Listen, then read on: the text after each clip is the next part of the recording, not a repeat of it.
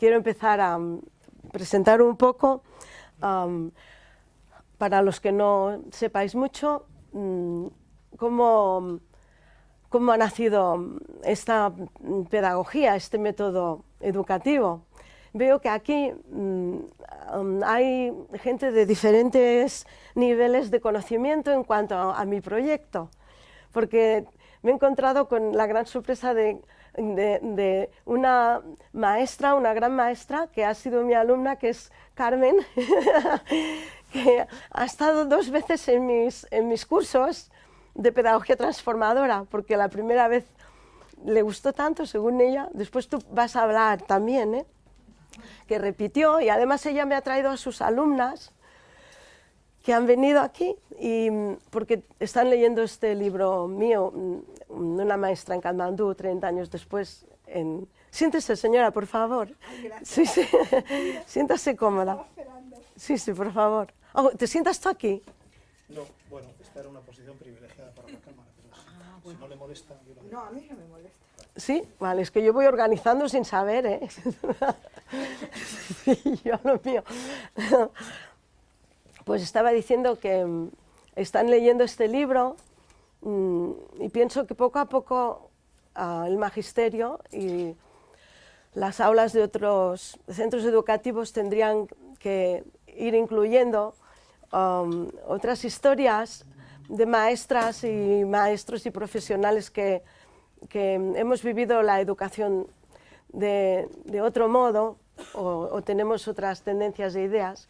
Entonces, por eso digo que aquí habrá gente que sepa mucho de mí y otros que a lo mejor no me conocen demasiado. Entonces voy a explicar un poquito de dónde surgió esta nueva manera de enseñar, antes de pasar a especificar un poco cómo yo concibo que esto, la pedagogía transformadora, al final yo descubrí que era una educación para el alma. Y es muy extraño hablar de esto en un mundo en que todos son botoncitos y los móviles y números, y botoncitos para ir al banco, y botoncitos para ir a un cuarto de baño y para ir a un ascensor, pero el botoncito que llega a todo aquello que no es tangible, que no son las casas, los coches, los materiales, ese botoncito cuesta mucho de encontrar, y ese botoncito existe, y son todas estas cosas que nosotros no vemos, pero que sentimos y que influyen más que las cosas que vemos y que son tangibles, que las cosas materiales influyen en un día a día, y que sin embargo nadie nos enseña dónde apretar ese botoncito para llegar a ese fondo, ni cómo manejarlo, ni cómo conocerlo, ni qué hacer cuando surgen problemas derivados de esas cosas que no vemos, por ejemplo. Entonces, yo por eso he pensado que hoy iba a hablar de esa educación para el alma, y a mí me gusta esa palabra, que no tiene por qué estar ligada directamente a una religión, ni a una ideología, sino al ser humano, y después vamos a ir hablando de esto y ver cómo se tendría que ir hablando de estos temas con más naturalidad, conectándolo con nuestra realidad. Eso tendría que llegar a la escuela, igual que llega la Coca-Cola o llegan el tofu y los productos naturales. Tendríamos que ir introduciendo todos esos productos que no son tangibles. ¿Cómo yo empecé con esta pedagogía? Pues yo creo que la última entrevista que le di a Alfredo le hablaba de esto. Yo, que me conoce mucho, me preguntaba y me hizo una entrevista preciosa para un libro que también va a salir de un grupo de mujeres. Y yo tengo la suerte de contarme entre ellas, y me hizo también estas preguntas, ¿no? Que cómo se me había ocurrido una cosa que parece tan sencilla, porque al final cuando él lo escuchó dijo, es que es tan sencillo y tan evidente, y sin embargo tan desconocido, que es, vamos, aplastante. Bueno, pues yo, como muchos de nosotros, yo voy a utilizar el término nosotros, que incluye los dos sexos, con todo el amor y el cariño y sin ninguna discriminación. Pues lo que yo digo es que nosotros, cuando vamos a formarnos como maestros a las universidades, salimos con un montón de asignaturas que están directamente relacionadas con materias académicas que nos van a servir para un futuro, dicen siempre. Esto te va a servir para un futuro y al niño también le va a servir para un futuro. Y me remarco aquí porque esta va a ser una de mis disertaciones que quiero enfatizar aquí, la idea del futuro. Y bueno, yo salí, pues yo creo que muy bien preparada para un futuro. Y luego me di de bruces con una realidad que era un presente que yo lo tenía que afrontar. Cuando tuve unos niños delante de mi clase, que más o menos fui trampeando una experiencia muy importante, fui adquiriendo diferentes maneras de enseñar en la escuela de Crowley de Bruselas, en la escuela Lorenzo de Freinet, en Reggio Emilia en Italia, un montón de cosas, y a mí me apasionaba la enseñanza. Hasta que decidí que me iba a marchar a Nepal para poner toda esa experiencia al servicio de niños que no tenían nada, absolutamente nada, la calle, las basuras, donde revolvían con las ratas, las vacas y los perros, a ver quién pillaba lo mejor de allí. Y ese era su botín, esa era su idea de sobrevivir, ese era su objetivo del día, a ver quién pillaba más de las basuras. Y yo cuando vi esa realidad me quedé tan aplastada en un momento en que España emergía de una burbuja en la que había estado sometida durante 40 años y todo el sentir popular era construir España. Entonces todos nos estábamos autoconstruyendo y autoconstruyendo España. Y yo veo aquello y digo, no, pero yo tengo que salir de aquí para irme allí y trabajar allí, poner todo lo que yo he aprendido al servicio de estos niños. Bueno, Alfredo lo sabe, que me lo pregunta siempre, que mi madre me llevó al psiquiatra. Cuando yo digo que yo me voy, hace 30 años, en un pueblo como en Ripoll, que yo llevaba 10 años en el parvulario, nada menos que estas, ¡ay, los niños, qué bonitos! Que conoces a los padrinos, a la abuela, a los tíos, todos allí con los niños pequeños. Y claro, en un pueblo que en aquella época tenía 12.000 habitantes, te los encontrabas por todas partes, ¡ay, la señorita! ¡Ay, vengo! Y allí, bueno, entonces yo decido irme y mi madre no quería salir a la calle.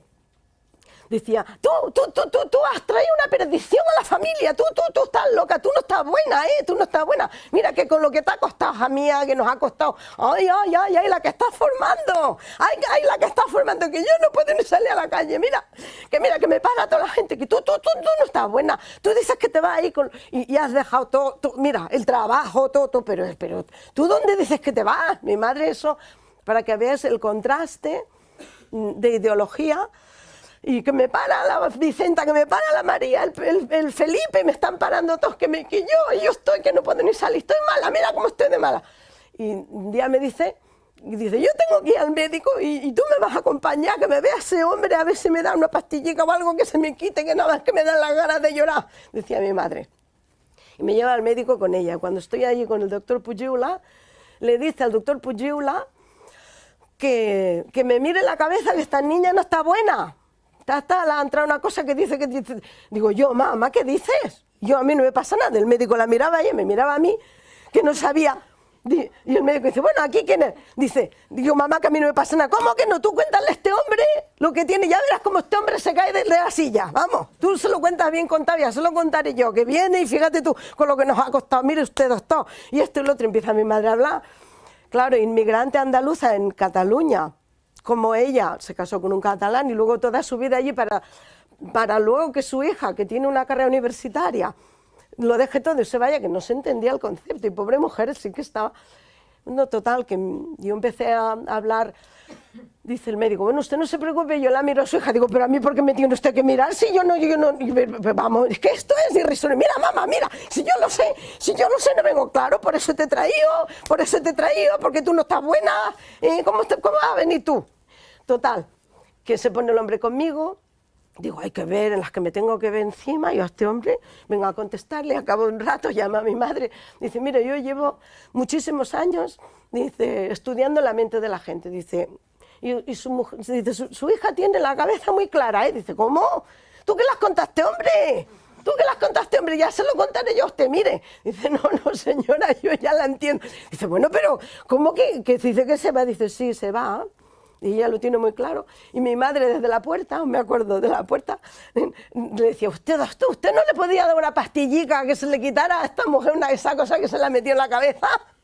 Pues este fue el inicio mío con lo que ahora está tan de moda que al cabo de los años es la solidaridad, la empatía, el amor hacia los que tienen menos, ayudar a los países empobrecidos, que ahora pues se va la María a comprar el pan y dice, pues mi hija se va a Nicaragua. ¡Ay, qué bien! Mi hija...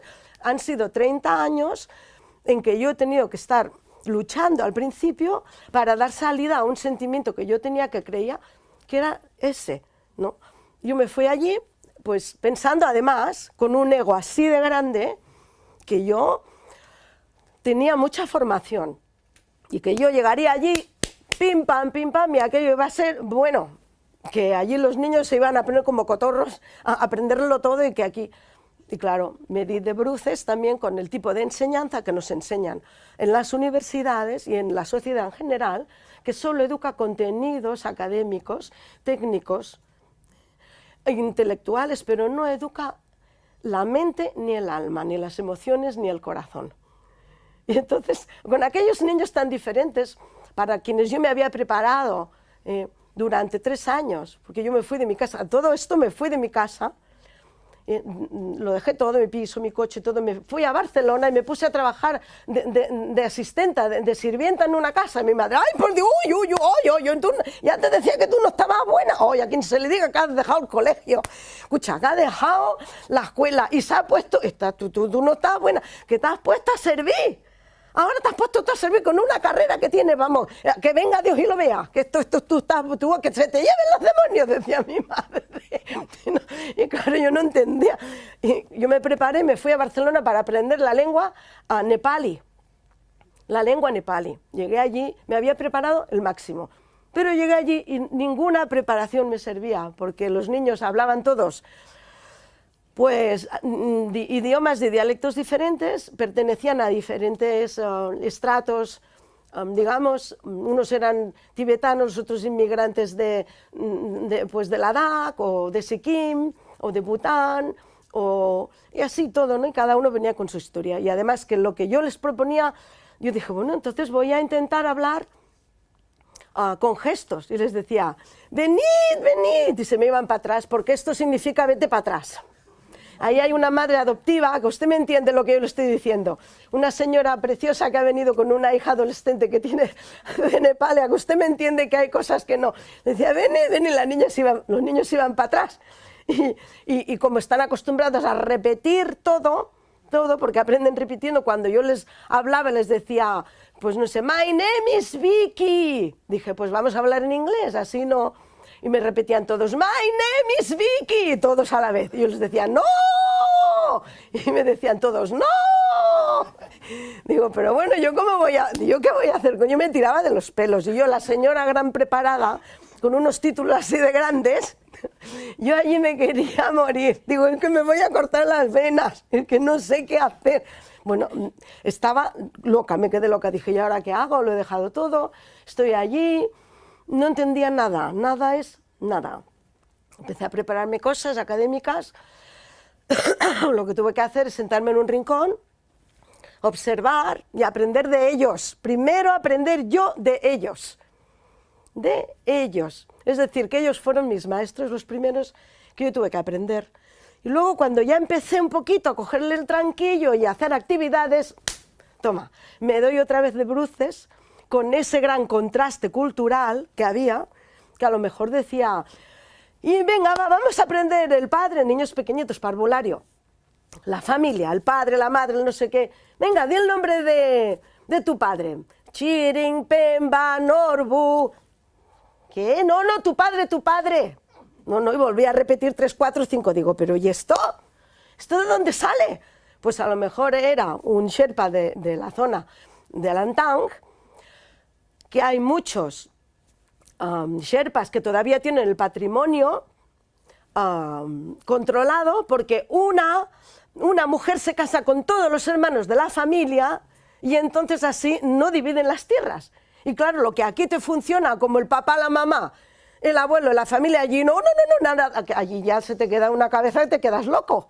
Dices, pero esto qué, ¿cómo que va a tener 3 padres? Anda, que este me ha entendido bien, que no, que tu padre, el pobrecito del niño, diciéndome que sí, que sus padres eran 4.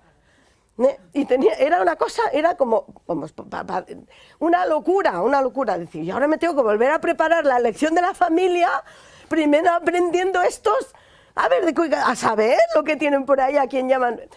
En Nepal, realmente un niño huérfano es muy difícil, porque tienen muchos recursos a nivel familiar y los crían todos, y la sociedad también cría a los niños en la calle. Son de todos los niños, ¿no? Bueno, total, que yo dándome de bruces, finalmente me di de bruces, pero bien dada también, y me doy cuenta de que, por ejemplo, con los oficios, una cosa tan sencilla que eso, vamos, que eso lo haces aquí, lo haces en Berlín, lo haces en Latinoamérica y te salen, son 2 y 2 que dan 4. Me voy con los oficios y me dicen los niños, cuando yo lo tenía todo preparado, bueno, pues uno querrá ser ingeniero, el otro haremos un rol de médicos, el otro haremos... ¡Ah, amigos! Ahí quedamos. Cuando empiezo a hablar de los oficios, uno, ¿tú qué quieres ser de mayor? El uno quería picar piedra, claro, a lo que se dedicaban ellos y sus padres. ¿Cómo que picar piedra? Bueno, picar piedra. ¿Y tú qué? Ah, pues el otro quería hacer alfombras.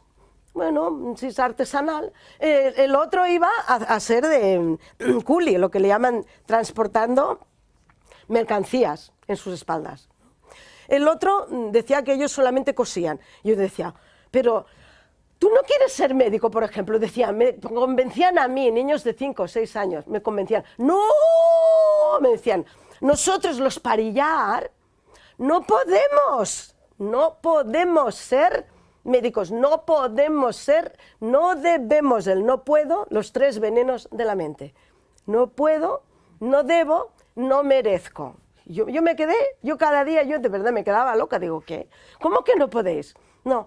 Entonces me di cuenta de que a esos niños tan pequeños, a edades, pues eso, tan tempranas, ya les habían mutilado la capacidad de decidir cómo querían ser y qué querían hacer con sus vidas.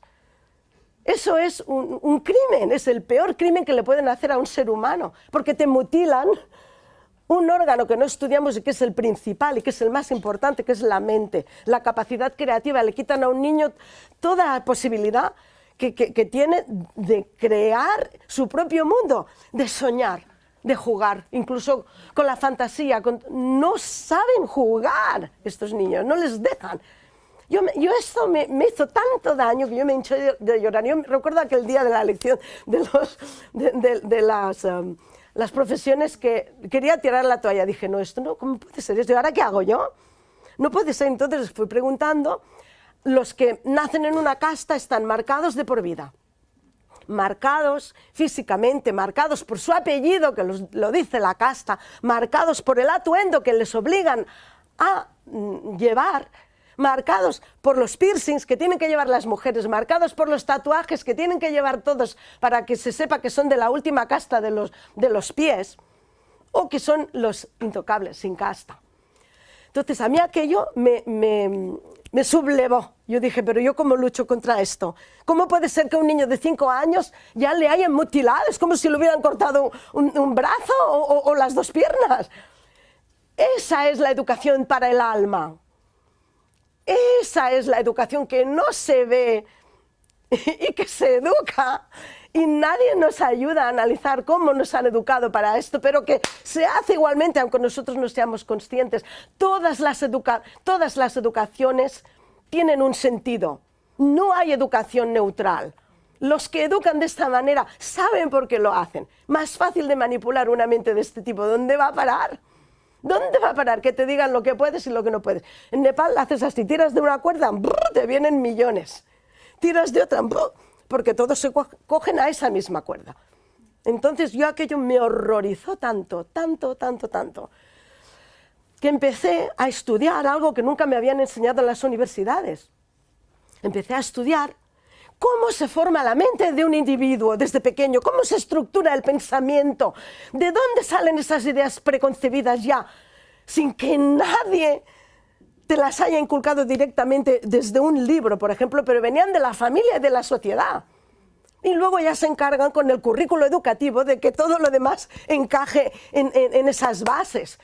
Y así como quieren que los niños puedan ser el día de mañana motores de cambio social y eliminen la pobreza. La pobreza es primero mental. Y si no se erradica esa pobreza de la mente, no se repercute a nivel físico, no se proyecta. Yo eso me horrorizó tanto, yo me quedé muerta. Entonces empecé a estudiar todos los filósofos, líderes, pensadores, religiones, que habían trabajado la mente humana y todo lo que se relaciona con esa mente. Psiquiatras, desde Freud, Tayyam el-Ahi, que es un sufista musulmán, como me fui a Sócrates, pasando por Teresa de Ávila, por ejemplo, Buda, pues todos los Upanishads, por ejemplo, de la filosofía hindú, el Bhagavad Gita. Empecé como a absorber todo aquello y dije, ¿qué lecturas, qué inducciones preparan al niño para que con 5, 6, 7 años ya tenga una mente tan preconcebida que no acepte lo que son esos valores de la autoestima, el respeto a sí mismo, la formación del carácter, la capacidad de proyectar quién soy yo, quién quiero ser?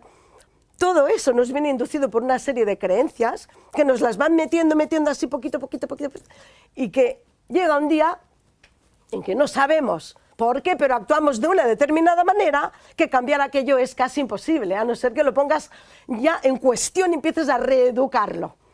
Y fue de esta manera cuando yo empecé a descubrir la pedagogía transformadora. ¿Qué es la pedagogía transformadora? Pues es esa manera de enseñar esa pedagogía que, además de muchas otras cosas, de sistemas pedagógicos, que no voy a entrar ahora en ellos. Ella, por ejemplo, Carmen lo sabe porque conoce mucho y lo ha trabajado en la escuela y tal.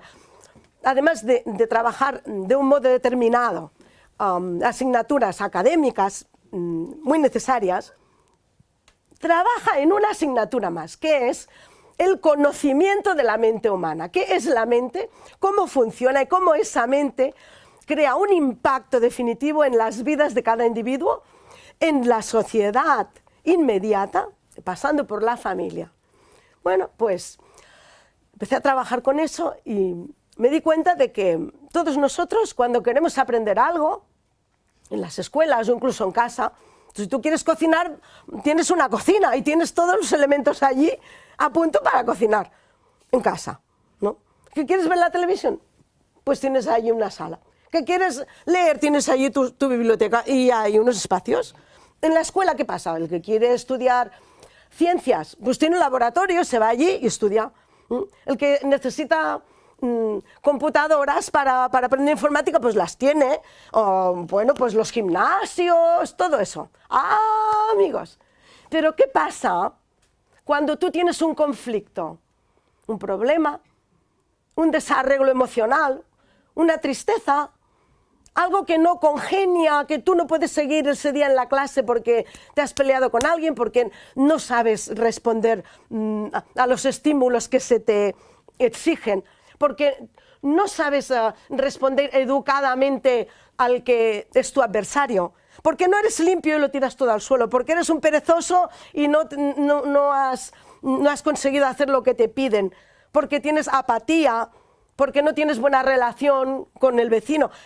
Todo eso, que es lo que entorpece las asignaturas y la vida diaria de las escuelas y de las familias y de los trabajos y de la sociedad, pasando por la política y de las instituciones, todo eso no hay, ni talleres, ni materiales, ni espacios, ni hay educadores comprometidos y capacitados. No hay. ¿Tienes un problema? Yo voy a empezar con lo que siempre hablo, que me encanta hablar de ello, La mentira, por ejemplo. Los que habéis venido a mis cursos sabéis que yo estoy muy obsesionada con esto. Un niño dice una mentira, bueno, y se mete en un problema. se mete en un problema. Bueno, pues la maestra que no le dé importancia es porque no sabe lo que está dejando escapar, porque ese hábito se ha construido en la mente del niño como una escapatoria a afrontar un problema que hay allí, que puede ser pues de celos, de complejo de inferioridad. Gracias. Tengo que decir que tengo un gripazo, que no os lo imagináis, quería cancelar ella la conferencia del gripazo que tengo.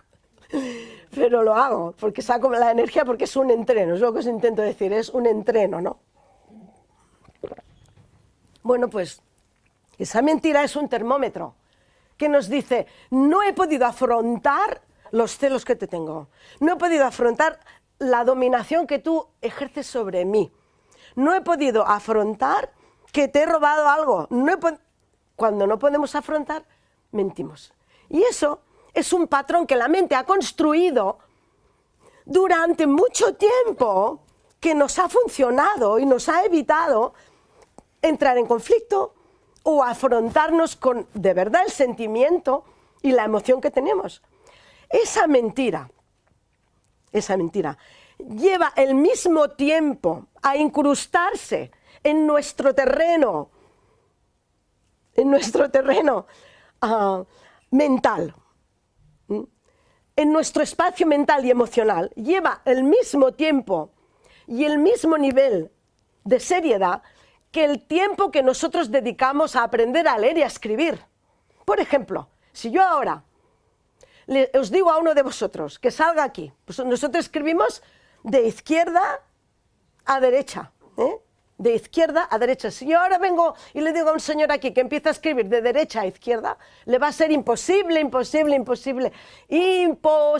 descodificar todos los años que habéis aprendido a escribir de una determinada manera.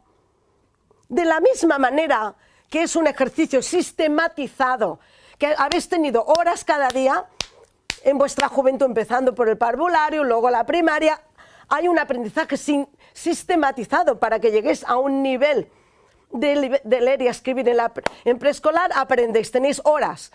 En primaria aprendemos a leer y escribir, tenemos horas. Secundaria también. Cuando vamos a la universidad todavía estamos aprendiendo a leer y a escribir a otros niveles. Si tenemos que empezar a analizar esa mente de cada uno en el sentido de cómo yo he aprendido la honestidad, ¿cuándo? ¿Quién me la enseñó? ¿Qué nivel de honestidad tengo yo? Os horrorizaríais, igual que me horroricé yo, cuando me di cuenta de que era una mentirosa de las más grandes, aprendido ya de herencia, porque mi madre era la más mentirosa de todas, ¿eh? ¡Buh! Mi madre mentía. Le decía, mamá, ¿pero cómo le dices a la tía Pepi que estás en el médico? Si estamos andando por la calle, que te la vas a encontrar a mí y vas a tener. Anda ya, si se han ido a Vic, anda ya, que yo no voy para allá. Mamá, pero dile que estás paseando. Que yo no le digo. Pongo a mi madre la primera porque es que así me educaban a mí. Y yo aprendí la mentira. Y me di cuenta de que eso habían sido años de aprendizaje, que para cambiar ese patrón tenía que trabajar cada día en desaprender ese patrón y cambiarlo por otro. Y eso es lo que hace la pedagogía transformadora. Cuando hay un problema con el niño, antes de que lo aprenda mal, se le enseña de manera tan natural como aprende a fallar en la tabla del 7. Fallo en la tabla del 7, fallo en decir la verdad porque estoy aprendiendo. ¿Y dónde voy? A una sala, a unos espacios donde hay un material. Por ejemplo, ya lo conoce, el termómetro de los malos hábitos y las emociones negativas. Si tienes una mentira, vas allí, tienes un termómetro que cada día te dice, la maestra te dice, bueno, ¿y cómo has llegado a decir esta mentira? ¿Y cómo es que has llegado, te has metido en un lío, no? Pues sí, porque no sé qué. Ah, bueno, vamos a ver cómo desarrollamos. Pues mira, antes de decir una mentira tienes esta solución, esta, pum, pum. Mañana lo pruebas, ¿eh? Pruébalo mañana, va. A ver, estoy segura a que al menos una mentira la puedes coger. ¿Qué hace con esto la maestra? Le está ayudando al niño a que examine su mente. Tic, tic, tic, tic, tic, cuando hay... ¡Oh! Me dijo...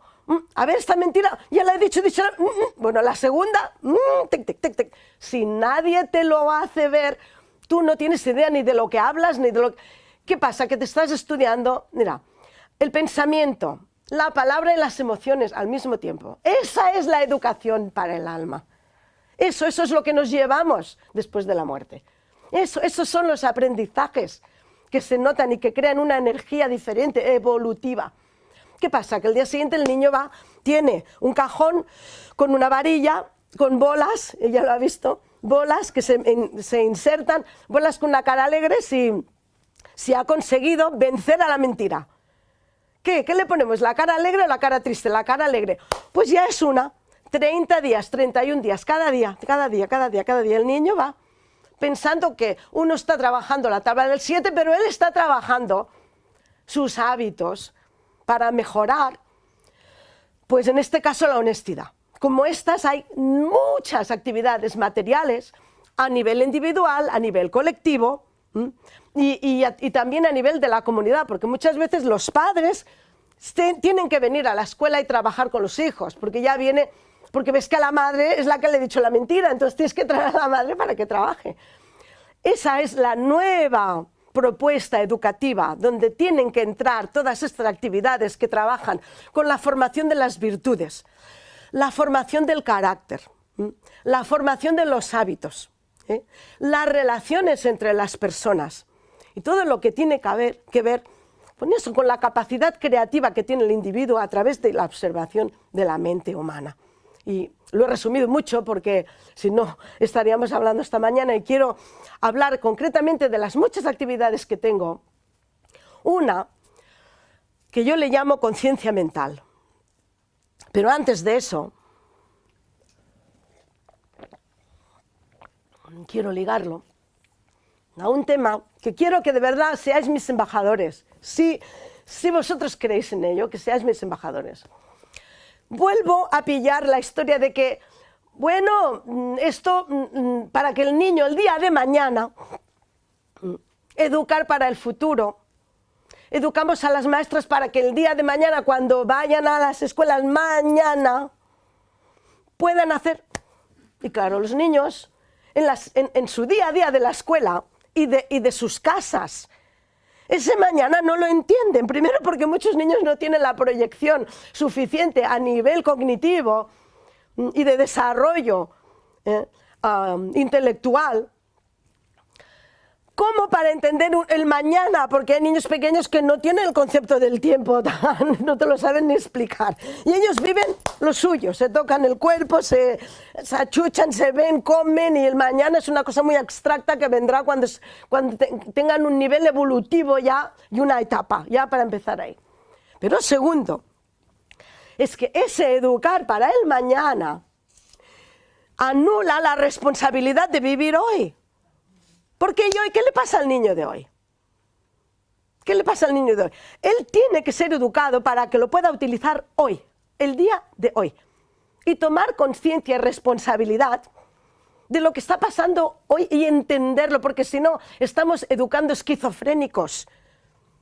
La escuela tiene que ser tan relacionada con la vida real, que cada cosa que el niño vea pueda sumar 2 y 2 y le den 4. Ah, sí, esto lo hago para que... No, es que estás aprendiendo para el día de mañana, ya lo entenderás. ¿Yo por qué tengo que entender nada el día de mañana? Yo explícamelo ahora, que yo lo quiero entender ahora, y si no, no me lo cuentes. Por ejemplo, ¿no? Entonces, ese educar para el mañana no educa la conciencia. La conciencia, que es la línea directa con la educación del alma, con aquello que nos llevamos cuando nos morimos. Si evitamos trabajar la conciencia, estamos eximiendo al niño de que tome responsabilidad de sus actos del día a día, de la relación que hay con la causa y efecto de cada cosa que hacemos. Hoy en día hablamos mucho de lo que son mindfulness. Mindfulness, ¿qué significa? Que tenemos que educar para hoy. A los niños se les tiene que educar para hoy, para su futuro. ¿Cómo se baja a este nivel para que todo lo que se acerque al niño tenga un significado fuerte en su vida, para que él pueda verbalizarlo con sus palabras de niño y diga, sí, yo estoy haciendo esto por tal, y pueda empezar a trabajar esa conciencia. ¿Cómo se hace eso? Todos dicen mindfulness, pero luego los currículos educativos no han cambiado, hablan de cosas que el niño no tiene acceso, no entiende, no lo ve, no lo verbaliza, no lo ve hacer, no lo ven sus padres, no le saben explicar. Pero sin embargo luego mindfulness, meditación. Bueno, me parece muy bien la palabra, pero es que hay que trabajar en hechos. Luego, cuando un niño no trabaja con esos valores de adquirir la conciencia en su día a día, ¿qué pasa? Pues que claro, igualmente como pasa con el decir mentiras o el leer y escribir, como la vida va evolucionando, más adelante le exigimos que tenga conciencia, de repente, que tome responsabilidad. Pero claro, ¿en qué momento se deja de ser un inconsciente y se toma esa conciencia? ¿Quién lo hace? ¿Es a nivel individual? ¿Es la familia que te diga, no, tú ahora a los 18 años vas a trabajar la conciencia? ¿Y cómo? ¿Es la sociedad? ¿Son las empresas? ¿Es el gobierno? ¿Dónde está la línea? Hay gente que nunca jamás ha empezado a trabajar en eso. El ser consciente de las cosas que hacemos. Y para eso hay ejercicios, para eso hay una orientación, para eso hay una capacitación, que si no nos da la oportunidad, aprendemos en muchas otras dimensiones, pero luego lo más importante nos queda por aprender y cuando llegamos a casa tenemos problemas con la familia, no nos comportamos en el trabajo como seres humanos que se nos exige, etcétera, etcétera, porque como no se ha aprendido, somos víctimas de ese aprendizaje. Y después hay otra cosa, un mito que a mí me parece de verdad fantástico, por horrible, que dice que bueno, que la vida es una escuela, ese es un tópico, ¿verdad? La vida es una escuela. Bueno, me pregunto yo, ¿de qué? ¿Escuela de qué? ¿Educación de qué? Ya tenemos que empezar a matizar un poco más los términos. ¿Escuela de qué? Puede ser escuela de cocina. ¿Escuela de qué? ¿De carnet de conducir? ¿Escuela de qué? ¿De bomberos? La vida es una escuela. Dicen, es que la vida es una escuela de qué. Bueno, no es que tenemos que darle una educación. ¿Y qué educación? ¿Cómo? Especifícalo. Pueden ser las mismas que he hablado antes. La educación por sí sola no existe ya la palabra. Como no es neutral, tenemos que definir qué tipo de educación le damos. Entonces decimos, oh no, la vida es una escuela, ya aprenderá cuando se dé un batacazo. Típico. O ya, déjalo. No, déjalo al niño. Tú déjalo, que cuando se dé un batacazo, eso es típico, ¿eh? Yo me quedo frita. Digo, madre mía, pero qué manera más sádica de concebir la educación. Por un lado, estamos evitando la violencia, en las aulas la violencia, pues en la educación, entre nosotros, en la convivencia cada vez se trabaja más para la paz, pero luego decimos que se aprende, que va a aprender el otro cuando se dé un batacazo. ¡Qué manera más masoquista y qué didáctica más sádica! Eso es sadismo. Entonces, ¿qué estoy esperando? Que te des el batacazo y te dejo así ignorante. Ignorante porque yo estoy esperando que la vida te enseñe. ¿Qué te va a enseñar la vida? ¿Qué te va a enseñar la vida? ¿Cuántas personas se han dado un batacazo y no han aprendido nada? No han aprendido nada. ¿Sabéis por qué? Porque no se aprende si uno no modifica los estratos de conciencia y de hábitos, ¿no?, de comportamiento que le han llevado a cometer ese fracaso, que le ha llevado al batacazo. Si tú no haces ese análisis después del batacazo y cambias patrones y vas al termómetro de emociones cada día y dices, a ver, ¿a mí qué me ha pasado? Y yo ahora cómo salgo de aquí, o te vas a un psicólogo que te ayude, y ya te está haciendo hacer eso, ¿verdad? Nada, te das un batacazo y mañana te das otro, ¿eh? Y los hay que se dan un batacazo detrás de otro y la conciencia no se despierta así.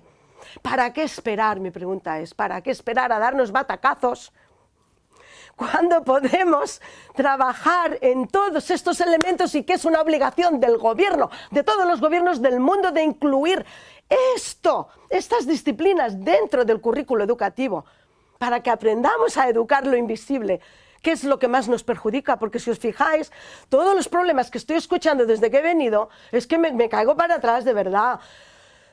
Todos son problemas de inmoralidad, de falta del listón, de falta de la conciencia de saber qué es lo que puedo hacer, dónde están los límites, qué es lo que no puedo hacer, dónde pongo el límite a qué digo y a qué no digo. Viene todo de una estructura del pensamiento que va a su libre albedrío. Y nos creemos que porque hay democracia, pues eso ya la gente lo desarrolla como nacen las setas en el campo. ¡Ah, mira, cojo una seta! No. Es lo mismo que aprender matemáticas o una carrera o lo que sea. Si no hay esfuerzo, dedicación, trabajo, no se aprende. Una de las asignaturas que yo trabajo, no es una asignatura, perdón. Vamos a ver, me lo voy a poner en orden para irlo. Os lo puedo decir de memoria, pero así me va mejor, porque ya que lo tengo, ¿verdad? A ver, dejadme ver. Que me lo reestructure, a ver cómo lo tengo aquí, porque si no me lío mucho. No me tiene sentido.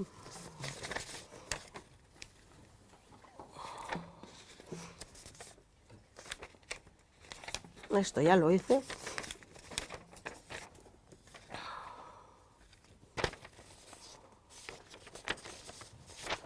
Esta es la primera. Esta.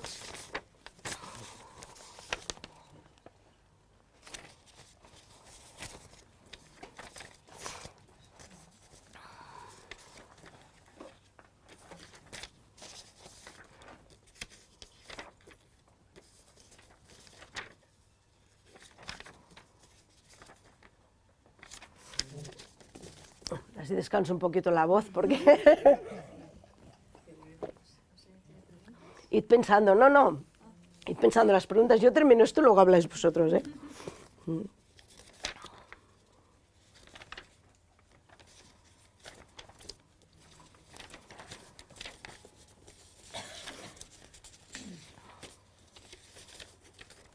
Aquí está.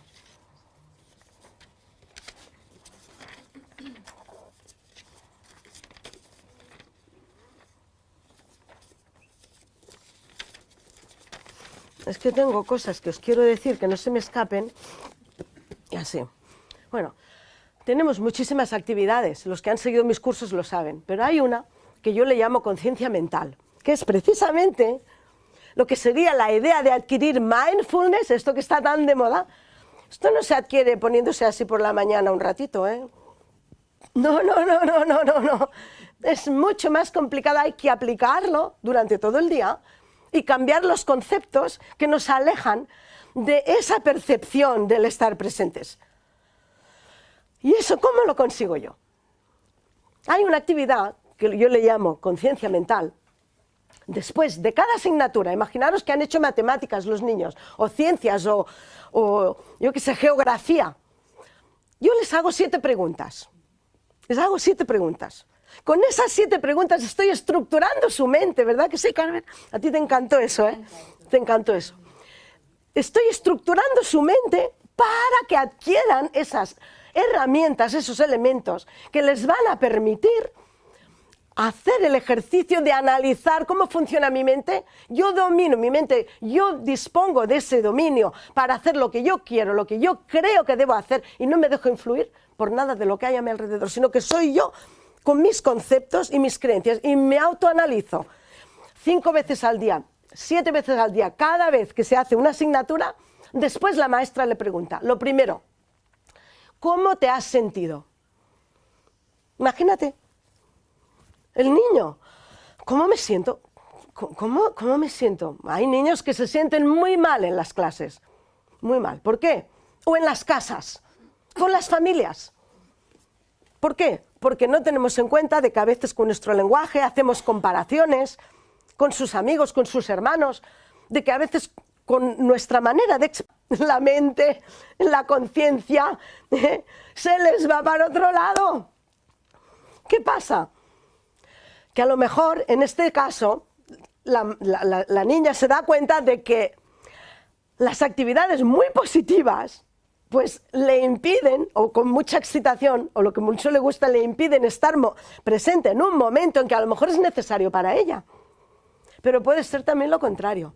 Y puede ser que te salga un niño y te diga, como me pasaba a mí, es que ayer noche llegaron unos niños, llegaron unos hombres, que mi madre les debía un préstamo y se llevaron a mi hermano. Eso me ha pasado a mí en mi clase, en mi escuela. Porque los padres se veían obligados a veces a vender a los hijos por dinero. Por dinero. Porque y decían que se los llevaban para que trabajara en la fábrica de alfombras. Y así mandarle el dinero. Y el niño venía con una cara, yo tenía problemas así de gordos. Por eso, para mí, la sinceridad. La sinceridad. El no decir mentiras era crucial, pero yo quería saber qué pasaba allí. Y eso reproduzco una escena. Y ese niño que tiene la pena de que... Este es muy extremo, pero lo ponemos en el concepto de que no le deja ir al fútbol su padre porque se peleó con él y el niño está pensando en el fútbol o en el padre y no está concentrado en la clase. ¿Y para qué queremos 20 niños en la clase, cada uno pensando en lo suyo y callados?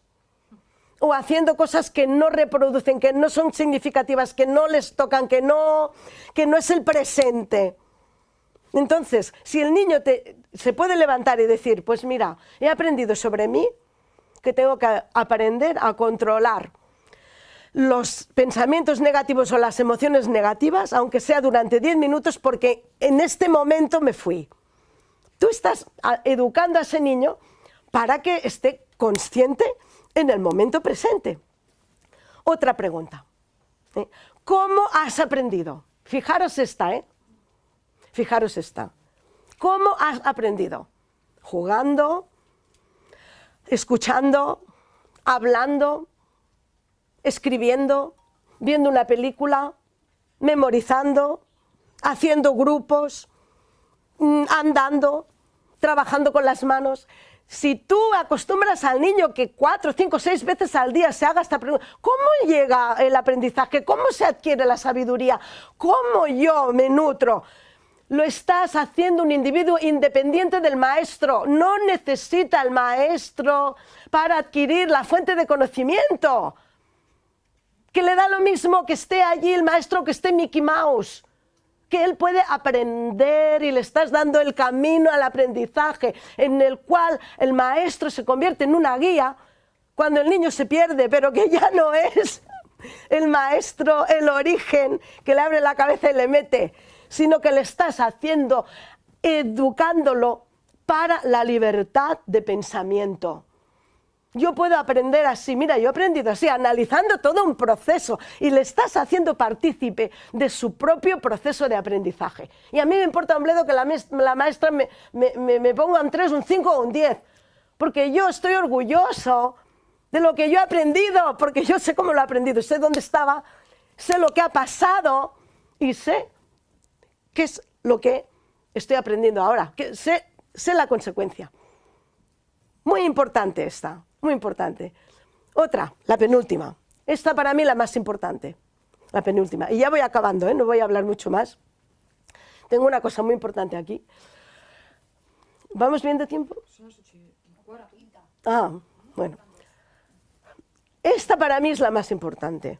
Sin esta, todo lo demás, yo les diría que no llevaran los niños a la escuela. Cuando lo digo se quedan conmigo así. No, es mejor. La pregunta clave, ¿cómo vas a utilizar lo que has aprendido? Si el niño no puede relacionar el aprendizaje que hace con su propia vida y no lo puede racionalizar y no lo puede sentir y aplicar, el niño se vuelve loco, lo estamos creando esquizofrénicos, se vuelven apáticos, no entienden, no saben por qué van allí. ¿Por qué habéis venido vosotros aquí? Tenéis un objetivo, ¿verdad? ¿Sabéis? Si estáis cada día yendo a un sitio que no entendéis nada, no lo podéis aplicar, os hacen memorizar. Cuando vas a la calle, la enseñanza de la escuela, de la calle no tiene nada que ver. No aplico nada, no sé, no entiendo. Me hacen memorizar un montón de listas de no sé qué, de ríos, de no sé cuánto. ¿Esto para qué me sirve?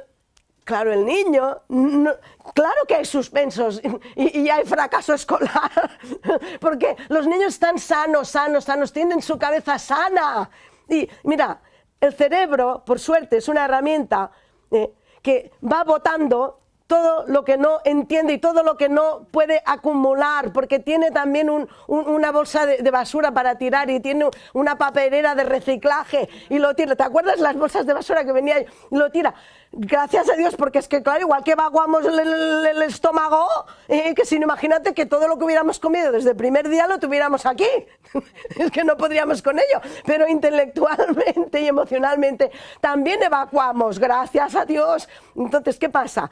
Que no lo retiene, por más que queramos, no lo retiene, si no es un aprendizaje significativo. Entonces el niño tiene que salir de la escuela diciendo, esto lo voy a utilizar así, esto lo voy a utilizar. Y si no es de utilidad, la maestra tiene un problema grande, grande, porque tiene que decir, oh, si no lo aprenden para utilizarlo, yo para el día de mañana, ¿qué día de mañana? No hay ningún concepto, ninguno, que no pueda ser enseñado en el momento presente, bajando al nivel de los niños, porque yo estoy enseñando el Bhagavad Gita, Santa Teresa de Ávila, Aristóteles, por ejemplo, ya lo sabe, a los niños de 5 o 6 años, y lo aprenden, porque para eso somos maestros, para eso tenemos que bajar nosotros, para eso somos padres. Y ahí voy. Con este concepto, si el niño cree de verdad que necesita un aprendizaje, la última pregunta es, ¿tú crees que lo tenías que haber aprendido y no lo has aprendido? Ay, pues sí, me hubiera interesado aprenderlo. ¿Qué vas a hacer para aprenderlo? Ya lo desligas de ti, ya está, ya le estás dando la libertad de elegir.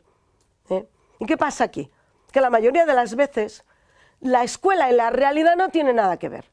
¿Y qué pasa? Que el currículo está lleno de cosas que no son importantes, que no nos interesan, que no nos hace más felices. Y cuando llegamos a casa llegan los niños con un montón de deberes así, deberes que son los deberes de la maestra con el niño en su escuela. ¿Y para qué tengo que sentarme ahí a trabajar matemáticas con mi hijo? No, señora, porque a mí se me exige ser buena madre. Y a mi hijo se le exige ser buen hijo. Y esas prácticas son las que se tienen que hacer en casa, los deberes de casa. Es para ser buenos familiares, buenos padres, buenos hijos, para aprender las tareas domésticas en conjunto, para enterarme a mi nivel qué está pasando en la casa, para programar actividades de lujo con mi hijo y con mi hija. Yo quiero hacer cosas, quiero un calendario para que cada día yo me pueda divertir con mis hijos, que tenga cosas en común, que pueda hablar con ellas, que tenga diálogo, que pueda ir a visitar a los vecinos, que pueda, porque luego se me exige ser buen vecino, que pueda ir a ver qué pasa en el mundo, luego se me exige ser buen ciudadano. Eso cuando se aprende eso, si el niño viene con matemáticas que yo no las sé hacer y tengo que... No, señora, mire, maestra, usted trabaje lo suyo y yo en mi casa cuando venga tengo ganas, unas ganas terribles, darle un abrazo a mi hijo, comérmelo a besos, hacer una programación de divertirnos y crear un diálogo que me va a servir para toda la vida. Y los deberes de matemáticas se los hace usted, a no ser que usted le mande cocinar un bizcocho y que el niño lo haga, o que le mande a hacer un árbol genealógico de todos los vecinos de la escalera, o que le haga algo que lo comunique con la sociedad y vayamos ya a hacer una evolución educativa. Se tiene que hacer una revolución, hagámoslo ya. Estoy un poco cansada de todos estos cambios, las derechas, las izquierdas. Hoy en día no existen derechas e izquierdas, no existen. Existen personas con necesidades. Yo cuando vengo aquí, pero estoy muy de izquierdas y esto, amigo, yo qué sé de dónde, yo no le pregunto, yo estoy muy de derechas y... Oye, pero ¿tú qué me estás diciendo? ¿Pero de dónde? Yo no sé, de verdad, yo debo venir a otro planeta, pero yo veo a las personas y con ese amor que yo tengo, nos tenemos que unir para grandes retos que tenemos. Tenemos que hacer esa evolución de la educación. ¿Por qué? Porque no se nos pregunta a los padres. Tú a tu hijo, ¿qué te interesa que aprenda para que sea un buen chico en la casa? ¿Qué es lo que ves que no? Los niños desordenados, esa es otra. Esa es otra. Mucho ahora Montessori, pero yo voy a la casa de uno, todo por el medio. No, es que ya aprenderá mañana, ya estamos con el mañana. Esto por aquí. El orden es el primer indicativo de que la mente está ordenada y el corazón está ordenado, porque te obliga 24 horas al día a ponerle el tapón al lápiz, a poner la silla en su sitio cuando te levantas, a cerrar una puerta, a poner es una meditación, no quieren meditar tanto. ¿Meditación? ¿Qué es meditación? La meditación en acción, señores. Meditación no es ponerse así, 5 minutos de decir a los niños, vamos a hacer meditación, y luego dejarlos que pongan los juguetes donde les da la gana, que tienen papeles en el suelo, que cada cosa tiene que tener un orden, y esa es la meditación. La meditación, date cuenta de lo que has hecho desde 5 minutos hacia aquí. Esa es la meditación. Si no lo aplicamos en nuestra vida diaria, no hay meditaciones que valgan. Entonces yo abogo por esto, abogo por esta nueva ideología, que creo que esta pedagogía mía, o muchísimas otras que las hay y que las tendríamos que buscar, tendrían que ser nuestro patrimonio en la escuela. Gracias a ella yo saqué a estos niños, los más desahuciados, que tengo el gran honor de decir que hoy en día son ciudadanos que se han buscado la vida como ellos han querido, han podido elegir su futuro. Han sido lo que han querido, cantantes, ingenieros, médicos, unos están estudiando en Estados Unidos, otros están trabajando en Finlandia, los otros han hecho negocios y otros no han hecho nada porque no han querido, y ya está, no porque les hayan obligado a ser un don nadie. Entonces yo quiero acabar esto diciendo esto, que hagáis calendarios de trabajo con vuestras familias, que intentéis plantarle cara a los maestros y decirle, no, mire señora, es que yo lo hacía con mis hijos, No, yo con mi hijo, mire lo que le digo, cada día vamos a ver a la abuela, porque vive sola en un piso, y yo quiero que mi hijo, sus deberes sean que recuerde que a los ancianos hay que visitarlos, hay que sacarlos cada día un rato, y yo si tengo que estar con las matemáticas suyas, que yo no sé, o me pone unos deberes de matemáticas para que la abuela entienda cosas, pero yo si no, mire, este es mi plan. Y la familia, programarse actividades familiares, todos juntos, porque eso es lo que queda, y eso es lo que los buenos padres se llevan para la eternidad. Entonces, me gustaría que los gobiernos empezaran a trabajar conceptos que son necesarios, como la enfermedad, por ejemplo. Se pone la madre enferma, el niño totalmente desconectado, pegándole patadas a esto y a lo otro, saltando por aquí. Cuando tu madre está enferma, cuidado, mira cuáles son los síntomas. ¿Qué tienes que preguntarle? ¿Te encuentras bien, mamá? ¿Te hago un zumo? ¿Quieres que te has tomado las medicinas? Mamá, ¿y qué es lo que te pasa? Bueno, pues es una conjuntivitis. ¿Y eso qué es una conjuntivitis? Pues que la madre le explique, que el niño no sé qué. Sí. ¿Cómo se cuida un enfermo? Porque todos estamos enfermos, eso se enseña en la escuela. Y luego más tarde, pues no sé, la muerte, por ejemplo, nadie habla de la muerte. A los niños les cuentan unas mentiras, unas historias, unas pamplinas, pero la muerte la gente se muere, no entra en el currículum, no importa, no interesa, pero luego en todas las películas se muere uno. Por lo menos. No es verdad, cosas así. Las familias, totalmente desestructuradas, nos divorciamos, nadie nos enseña desde la escuela cómo cooperar con familias, que están los padres divorciados 1, 2, 3 veces, que tienen hermanos de 2, 3, 4 padres, no sé qué, que hay matrimonios de diferente sexo, que todo. Esos son los contenidos que el niño entiende porque cuando llega a casa lo ve, porque lo ve por la calle, independientemente de las ideologías. Hay que educar para la realidad. Y aquí ya me quedo porque si no hablaré hasta mañana.